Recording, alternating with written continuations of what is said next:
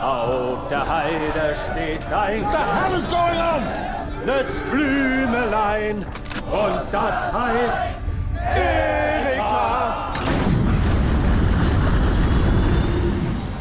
Is-serje televiżiva Ġermaniża ta' Żbud mhux biss għamlet investiment ta' 2.3 miljun euro f'pajjiżna, iżda qed tħaddem ukoll madwar 220 ħaddiem Malti.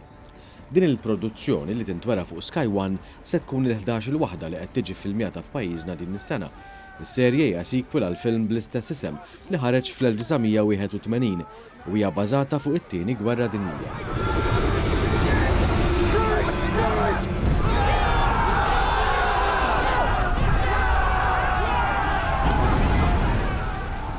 Il-Kummissarju tal-Films Johan Grek qal li l-investiment li għamel il-Gvern f'din l-industrija mhux biss se jgħin ekonomikament iżda wkoll se joħloq bosta opportunitajiet. Din hija 11 produzzjoni din is-sena f'pajjiżna. Qed naraw aktar produzzjonijiet jażlu lil Malta u l-Għawdex u qed naraw aktar nies jidħlu f'din l-industrija. Il-pjan tagħna huwa li nkomplu nattiraw aktar produzzjonijiet, għadu mhuwiex biżżejjed. Irridu aktar produzzjonijiet jażlu l-pajjiżna biex bekk nibnu verament industrija sostenibbli bbażata fuq karrieri. We are the victims and all we have is our right to fight back.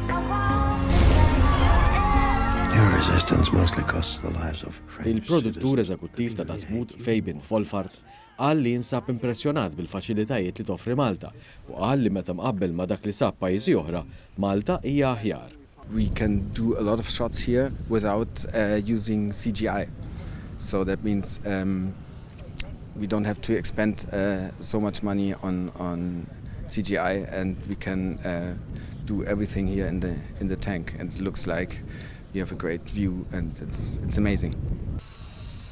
Fabian Wolfart żied jgħid li l-faċilitajiet u l-ħaddiema Maltin dejjem kienu kapaċi jilqgħu għal kull sfida li affaċċjaw. Minnaħa tiegħu il-Ministru għat-Turiżmu Clayton Bartolo irrimarka li din l-industrija toħloq bosta opportunitajiet għal dawk li għandhom interess f'dan il-qasam u qed tkompli tikkontribwixxi għall-ekonomija aktar b'saħħitha.